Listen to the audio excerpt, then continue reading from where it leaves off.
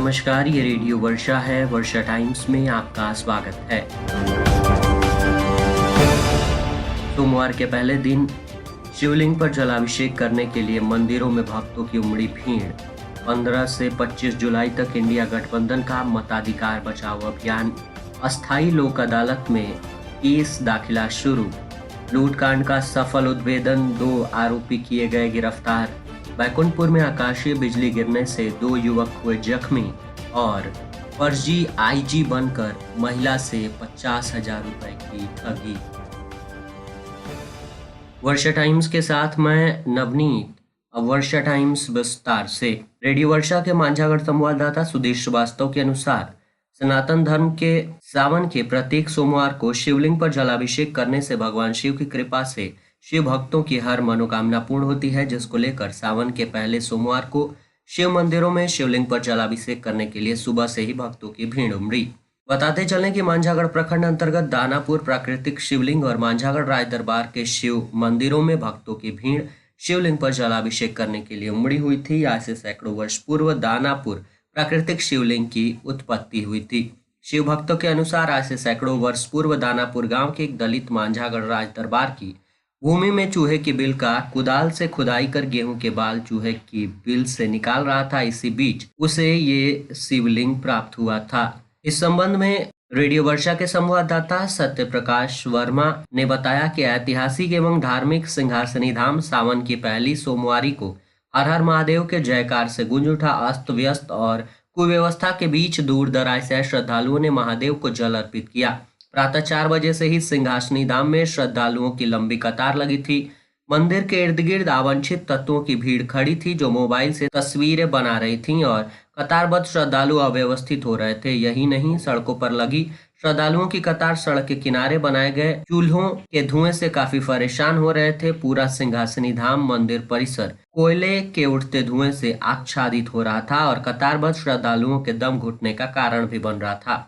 धनेश्वर नाथ मंदिर के गर्भगृह के समीप महिला पुलिस बलों की तैनाती रही, बावजूद लोगों को उत्तरी गेट से घुसाया जाता रहा।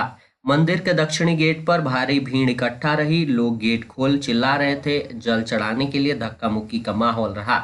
इस भारी भीड़ को संभालने वाले अधिकारी गायब दिखे। रंगरूट पुलिस बलों के भरोसे भीड़ को सौंप दिया गया था।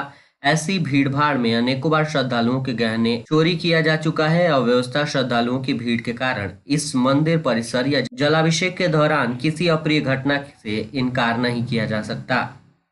इंडिया गठबंधन 15 जुलाई से 25 जुलाई तक मताधिकार बचाओ अभियान के रूप में मनाएगा। इस क्रम में गठबंधन के कार्यकर्ता प्रत्येक घरों में जाकर लोगों को गहन पुनरीक्षण कार्यक्रम में आ रही परेशानियों का समाधान करेंगे। सोमवार को नेता प्रतिपक्ष तेजस्वी यादव के साथ महागठबंधन के जिला समन्वयक समिति के सदस्यों की वर्चुअल बैठक में यह निर्णय लिया गया। निर्णय के संदर्भ में जानकारी देते हुए इंडिया महागठबंधन के जिला संयोजक दिलीप कुमार सिंह ने बताया कि इस क्रम में प्रत्येक पंचायतों में महागठबंधन की 11 सदस्यीय टीम पंचायत के प्रत्येक घरों में जाएगी तथा ये सुनिश्चित करेगी कि हमारे मतदाता का नाम छूटा तो नहीं रहा है, सभी के फॉर्म भरे गए हैं या नहीं। श्री सिंह ने कहा कि मतदाताओं की सहायता हेतु प्रत्येक पंचायत में महागठबंधन का हेल्पलाइन सेंटर भी कार्य करेगा। उन्होंने कहा कि भाजपा और जदयू के द्वारा चुनाव आयोग के माध्यम से नोटबंदी की तरह बिहार में वोटबंदी कर जनता को परेशान किया जा रहा है। इनका मुख्य उद्देश्य हमारे मतदाताओं को मताधिकार से वंचित करना है, जिसे बिहार की जनता बर्दाश्त नहीं करेगी। राजद के प्रधान महासचिव इम्तियाज अली भुट्टो ने कहा कि बिहार लोकतंत्र की जननी रही है और भाजपा जदयू के लोग यहां से ही लोकतंत्र के खात्मे की शुरुआत करना चाहते हैं। महागठबंधन इन्हें किसी भी सूरत में सफल नहीं होने देगा। बैकुंठपुर थाना क्षेत्र के डाक बंगला चौक के समीप एक मजदूर की गोली लगने से घायल होने का मामला प्रकाश में आ रहा है। यह घटना बीते रविवार के देर शाम की बताई जा रही है। जख्मी मजदूर सारण जिले के अमनौर थाने के मनोरपुर गांव के उमा महतो का 38 वर्षीय पुत्र राकेश महतो है, जिसे इलाज के लिए सामुदायिक स्वास्थ्य केंद्र में भर्ती कराया गया, जहां से प्राथमिक उपचार के बाद डॉक्टरों ने सदर अस्पताल रेफर किया। घटना के संबंध में बताया जा रहा है कि देर रात डाक बंगला रोड में कथित रूप से रंजीत सिंह के निर्माणाधीन मकान पर कुछ व्यक्तियों द्वारा धावा बोलकर फायरिंग की गई। गोलीबारी में निर्माणाधीन मकान में कार्य करने वाले मजदूर राकेश महतो को गोली लगी है। वाकया के बाद अन्य मजदूर वहां से भाग निकले। हालांकि सदर 2 एसडीपीओ राजेश कुमार ने बताया कि पुलिस जांच में जुटी है। सीसीटीवी फुटेज खंगालने के बाद ही स्थिति स्पष्ट की जा सकती है। विधिक सेवा प्राधिकार अधिनियम 1987 की धारा 22B के तहत गोपालगंज व्यवहार न्यायालय परिसर में गठित अस्थायी लोक अदालतों में केस दाखिला होना शुरू हो गया है एवं अस्थायी लोक अदालतों की बैठक भी शुरू हो गई है। इसका उद्देश्य जन उपयोगी सेवाओं से संबंधित विवादों का सुलभ और त्वरित समाधान सुनिश्चित करना है। उक्त के अंतर्गत अस्थायी लोक अदालत गोपालगंज में विभिन्न प्रकृति की जनोपयोगी सेवाओं जैसे बिजली विभाग के वाद, पोस्ट ऑफिस से संबंधित वाद, बैंक ऋण से संबंधित वाद, परिवहन विभाग के वाद आदि विभिन्न प्रकृति के केस दाखिल किए गए हैं। उक्त वादों के ग्रहण के बिंदु पर विचार हेतु अस्थायी लोक अदालत की बैठक बुधवार को अध्यक्ष एवं अन्य सदस्यों के साथ आहूत की गई एवं उपरोक्त दाखिल सभी वादों को स्वीकार कर विपक्षी पर अगली तिथि पर उपस्थित हेतु नोटिस निर्गत करने का आदेश जारी कर दिया गया।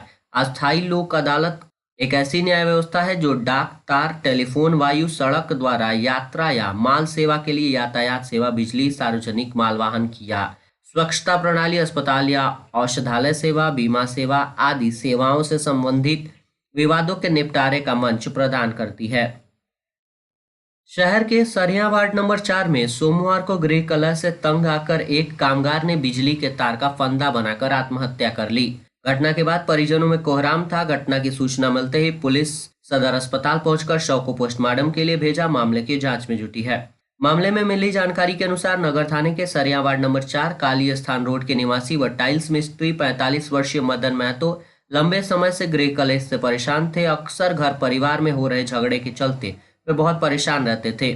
सोमवार को अपने आप को कमरे में अकेले पाते हुए बिजली के तार का फंदा बनाकर छत की कड़ी से लटक कर आत्महत्या की आशंका है। फुलवरिया संवाददाता त्रिलोकीनाथ दुबे के अनुसार साइबर अपराधियों ने फर्जी आईजी बनकर एक महिला से 50,000 रुपए की ठगी कर ली है, जिसकी लिखित शिकायत सोमवार को साइबर अपराधियों की शिकार क्षेत्र के बनिया छापर गांव निवासी शैलेंद्र सिंह की पत्नी प्रतिभा कुमारी सिंह ने पुलिस को दी। इसकी जानकारी देते हुए थाना अध्यक्ष जयहिंद यादव ने बताया कि साइबर अपराधियों के ठगी की शिकार महिला के पति शैलेंद्र सिंह खाड़ी देश दुबई में रहते हैं, जहां निजी कंपनी में रहकर मजदूरी करते हैं। घर पर उनकी पत्नी प्रतिभा अपने छोटे बच्चों के साथ रहती है। इसी बीच साइबर अपराधियों ने प्रतिभा के मोबाइल फोन पर फर्जी पुलिस आईजी बनकर वीडियो कॉल की, साथ ही अपने आप को दिल्ली पुलिस का आईजी बताया। कहा कि तुम्हारे पति पर दिल्ली के थाने में केस दर्ज हुआ है और उन्हें दुबई से गिरफ्तार कर लाया जाएगा। एक फर्जी खाता नंबर देते हुए बताया कि इस पर 50,000 रुपए डाल दो, जिससे उन्हें कुछ भी नहीं होगा। उसके झांसे में आकर प्रतिभा ने बताए हुए खाते पर 50,000 रुपए डाल दिए। इसके बाद रात में पति से मोबाइल फोन पर बात की, जहां पता चला कि वीडियो कॉलिंग के तहत बात करने वाला पुलिस अधिकारी फर्जी है। इसके बाद महिला थाने आकर लिखित शिकायत दी। शिकायत मिलने के बाद इस मामले की छानबीन पुलिस कर रही है। दर्दनाक सड़क हादसे में एक शिक्षक की मौत हो गई। ट्रैक्टर की टक्कर से बुजुर्ग शिक्षक की मौत होना बताया जा रहा है। यह घटना कटिया थाने के साधु चौक के पास हुई है। तेज रफ्तार ट्रैक्टर ने बाइक सवार बुजुर्ग शिक्षक को टक्कर मार दी, जिससे मौके पर ही उनकी मौत हो गई। मृतक की पहचान 55 वर्षीय मोहम्मद यूसुफ अंसारी निवासी आलमदास का बेलवा चौरा थाना क्षेत्र यूपी के रूप में की गई है। हादसे के बाद ट्रैक्टर चालक वाहन समेत फरार हो गया। सूचना मिलते ही पुलिस मौके पर पहुंची, शव को कब्जे में लेकर पोस्टमार्टम के लिए सदर अस्पताल भेजा है। गोपालपुर पुलिस ने रविवार को देर रात स्थानीय पुलिस की सहयोग से क्षेत्र के बथुआ बाजार में छापेमारी की, जहां चोरी की 2 बाइक के साथ 2 अपराधियों को गिरफ्तार कर लिया गया। गिरफ्तार अपराधी थाने के बथुआ बाजार निवासी सरफराज आलम व सद्दाम हुसैन उर्फ निजामुद्दीन है, जिसे गोपालपुर पुलिस अपने साथ ले गई। इसकी जानकारी देते हुए छापेमारी दल का नेतृत्व थाना अध्यक्ष जयहिंद यादव ने बताया कि 3 दिनों पूर्व अपराधियों ने गोपालपुर थाने के विक्रमपुर बोकवा गांव के समीप हथुआ शाखा नहर सड़क पर यूपी की एक फाइनेंस कंपनी के कर्मी से चाकू का भय दिखाकर एक टैब, चेकबुक, आई कार्ड व बैंक कागजात लूट लिए थे, जिसकी प्राथमिकी लूट के शिकार व्यक्ति ने थाने में दर्ज कराई थी। प्राथमिकी दर्ज होते ही गोपालपुर पुलिस अपराधियों की पहचान करते हुए स्थानीय पुलिस से संपर्क की, जहां छापेमारी कर अपराधियों को गिरफ्तार कर लिया गया है, जिनकी निशानदेही पर चोरी की 2 बाइक, लूट में प्रयुक्त किए गए चाकू के अलावे लूट की गई टैब, बैंक कागजात व चेकबुक इत्यादि बरामद कर लिया गया है।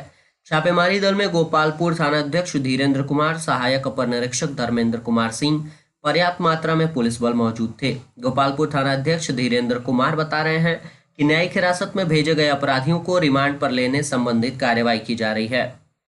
बैकुंठपुर थाने के कतालपुर गांव में रविवार की देर शाम आकाशीय बिजली गिरने से 2 युवक जख्मी हो गए। जख्मी युवकों में बीरन दास का 25 वर्षीय पुत्र अरुण कुमार दास एवं सिराजुल मियां के 20 वर्षीय पुत्र बिरबल कुमार शामिल हैं। स्थानीय ग्रामीणों ने आकाशीय बिजली की चपेट में आने से जख्मी दोनों युवकों को इलाज के लिए तत्काल सामुदायिक स्वास्थ्य केंद्र बैकुंठपुर में भर्ती कराया है। चिंताजनक स्थिति में अरुण कुमार दास को डॉक्टरों ने प्राथमिक उपचार के बाद सदर अस्पताल गोपालगंज रेफर कर दिया है। सदर अस्पताल से अरुण को बेहतर इलाज के लिए गोरखपुर मेडिकल कॉलेज रेफर किया गया है, जहां उनकी स्थिति खतरे से बाहर बताई जा रही है। वहीं जख्मी बिरबल कुमार की स्थिति सामान्य बताई जा रही है। घटना के संबंध में बताया गया कि दोनों युवक खेत में काम कर रहे थे। इसी बीच बादल गरजने के साथ ही आकाशीय बिजली गिर पड़ी। इस हादसे में दोनों युवक बुरी तरह जख्मी हो गए थे। और अंत में सुर्खियां एक बार फिर। सावन के पहले सोमवार के दिन शिवलिंग पर जलाभिषेक करने के लिए मंदिरों में भक्तों की उमड़ी भीड़। 15 से 25 जुलाई तक इंडिया गठबंधन का मताधिकार बचाओ अभियान। अस्थायी लोक अदालत में केस दाखिला शुरू। लूटकांड का सफल उद्भेदन, 2 आरोपी गिरफ्तार। बैकुंठपुर में आकाशीय बिजली गिरने से 2 युवक हुए जख्मी। और फर्जी आईजी बनकर महिला से 50,000 रुपए की ठगी। वर्षा टाइम्स का ये अंक यहीं समाप्त हुआ। नमस्कार।